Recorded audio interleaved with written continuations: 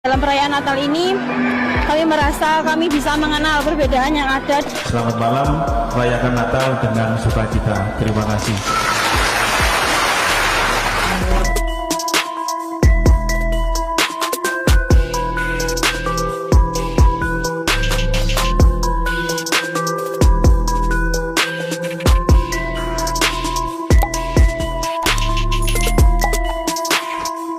Saat ini ada yang membahas tentang boleh tidaknya ucapan selamat Natal yang disampaikan kepada kaum Nasrani.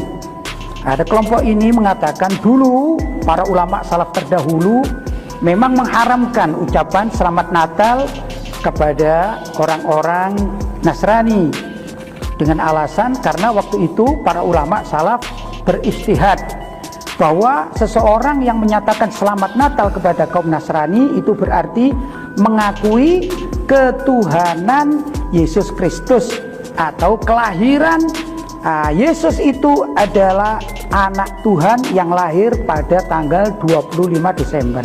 Nah, seiring bergulirnya waktu maka ditemukan bahwasanya zaman sekarang ilah atau sebab diharamkannya tersebut sudah tidak ada.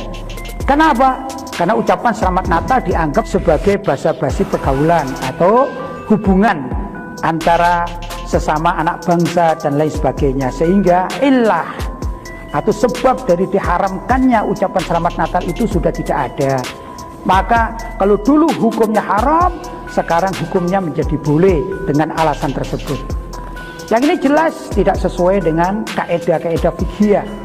Contoh misalnya babi. Zaman dahulu kala ya diharamkan babi tersebut. Dahulu alasan atau ilahnya diharamkan daging babi itu karena daging babi mengandung cacing pita. Nah, zaman sekarang orang sudah modern, bisa menghilangkan cacing pita dari daging babi. Atau paling tidak sekarang ada satu sistem untuk mengambil enzim atau minyak babi. Nah, kalau ilah dari adanya cacing pita yang membahayakan manusia lantas diharamkan. Nah, sekarang sudah tidak lagi babi itu mengandung cacing pita. Kenapa? Karena yang diambil adalah enzimnya atau minyak babi. Pertanyaannya, apakah hukum makan babi menjadi halal? Kenapa? Karena dianggap sekarang ilahnya sudah tidak ada. Sebab pengharamannya atau membahayakan itu sudah tidak ada. Karena yang diambil adalah enzimnya. Ini jelas salah. Babi sejak diharamkan dari awal mula diturunkan kepada Nabi Muhammad SAW Al-Quran maupun hadis-hadis Nabi sendiri tentang pelarangan babi, maka untuk selama-lamanya babi itu hukumnya haram, baik sedikit maupun banyak. Mau makan dagingnya atau makan enzimnya atau minyak babinya tetap adalah haram. Demikian juga tentunya ucapan selamat Natal kepada orang Nasrani yang dulu sudah diharamkan oleh para ulama salaf terdahulu akan selama-lamanya hukumnya haram. Itu mestinya demikian. Lah, kalau kita kepingin aman hidup di dunia sampai akhirat, jangan korbankan pemahaman kita, pemikiran kita hanya karena basa-basi pergaulan. Basa-basi pergaulan dengan non-muslim itu tidak harus mengucapkan selamat Natal, tidak, masih banyak. Kita tanya kesehatannya, gimana kesehatanmu? Itu masih jauh lebih bagus daripada ikut di dalam ucapan selamat Natal. Kenapa? Karena selamat Natal atau Natalan itu ritual bagi orang-orang Nasrani atau non-muslim. Ini yang tetap haram hukumnya. Mudah-mudahan umat Islam tidak terpengaruh dengan pemikiran-pemikiran baru yang sekarang bermunculan yang mengatakan ucapkan saja selamat Natal tidak apa-apa karena ilah atau sebab diharamkannya sudah tidak ada. Naudzubillah min dzalik. Ini harus umat Islam sadar bahwa pemikiran-pemikiran yang demikian ini termasuk yang meracuni umat Islam zaman sekarang. Ayo kita jaga akidah kita. Hidup sekali di dunia untuk selama-lamanya mempersiapkan hidup di akhirat nanti.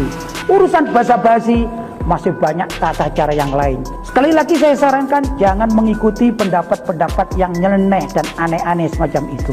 Semoga akidah kita dijaga oleh Allah SWT fid dini wad dunya wal akhirah.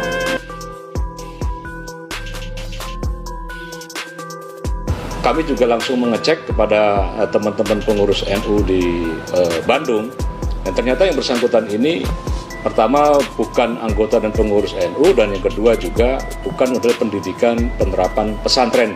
Ya.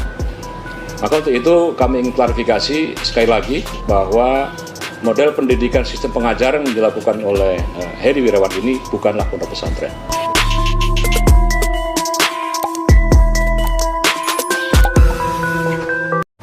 Jadi yang pertama, kekerasan seksual itu bukanlah ajaran dari Islam, bahkan bukan ajaran dari seluruh agama yang ada. Dan bahkan saya juga sudah mendapat penjelasan dari pengurus cabang NU Bandung bahwa lembaga pendidikan yang dikelola oleh yang bersangkutan Heri Wirawan itu bukanlah pondok pesantren. Nah, dalam konteks ini kita semua marah, kita semua mengutuk dan mengecam keras atas aksi bejat yang dilakukan oleh seorang predator yang bernama Heri Wirawan. Karena kalau ini kita tilik dari perspektif hukum Islam, ya, maka berlaku yang disebut dengan wayas auna fil ardi fasada ayyuqtalu. Ini harus dihukum mati. Maka untuk itu terhadap pelaku pemerkosa 12 anak di bawah umur atau kepada siapapun, sebagaimana kita lihat ini sebagai sebuah fenomena gunung es, maka pemerintah harus menetapkan bahwa telah terjadi darurat kekerasan seksual terhadap perempuan, dan maka untuk itu PBNU mendorong agar segera diundangkan undang-undang yang disebut dengan tindak pidana kekerasan seksual atau TPKS, sehingga ada jaminan, ada proteksi, ada perlindungan bagi anak-anak masa depan kita semuanya. Ya, kalau pendidikan di pesantren yang ada sebetulnya ada proteksi dan perlindungan terhadap anak-anak, ya, bahkan sudah dibedakan antara laki-laki dan perempuan. Ini juga untuk mengurangi adanya tindak pelecehan ataupun kekerasan terhadap kaum perempuan terutama. Ya. Jadi saya hampir pasti ya bahwa setelah sekian ratus tahun pesantren, model pendidikan pesantren ini berjalan, bahkan sebelum Indonesia ini berdiri, tidak pernah saya temukan ya, peristiwa seperti ini. Ya. Maka kami juga langsung mengecek kepada teman-teman pengurus NU di Bandung, dan ternyata yang bersangkutan ini pertama bukan anggota dan pengurus NU, dan yang kedua juga bukan model pendidikan penerapan pesantren. Ya.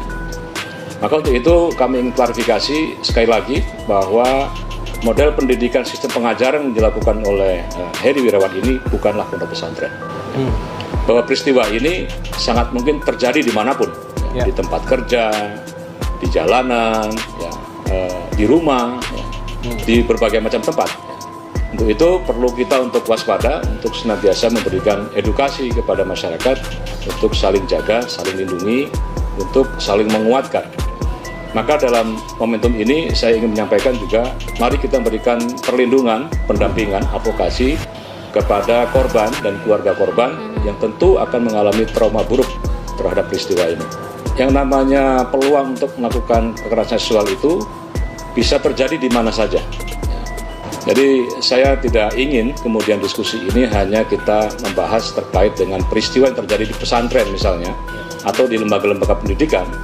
Tapi saya lebih mengapil bahwa mari kita semua bersama-sama untuk saling mendorong terbitnya undang-undang TPKS ini, sehingga ada perlindungan dari negara, dan tentu harus diberikan efek jera kepada pelaku-pelaku para predator ini dalam bentuk hukuman seberat-beratnya. Ya. Kami percaya kepada Kapolri, kepada kepolisian untuk memberikan ataupun mengambil langkah-langkah tegas, langkah-langkah sesuai dengan hukum dan perundang-undangan yang berlaku. Dan saya kira dalam kasus Heri Wirawan ini memang harus diterapkan hukum yang seberat-beratnya, karena telah begitu banyak korban, ya, anak-anak di bawah umur yang diperkosa, dan kita harapkan tentu kelapangan dari semua masyarakat ataupun pihak-pihak tertentu untuk memberikan perlindungan, memberikan pendampingan kepada keluarga korban dan korban tentunya, yang tentu untuk recovery-nya ini memerlukan waktu yang sangat-sangat panjang. Yeah.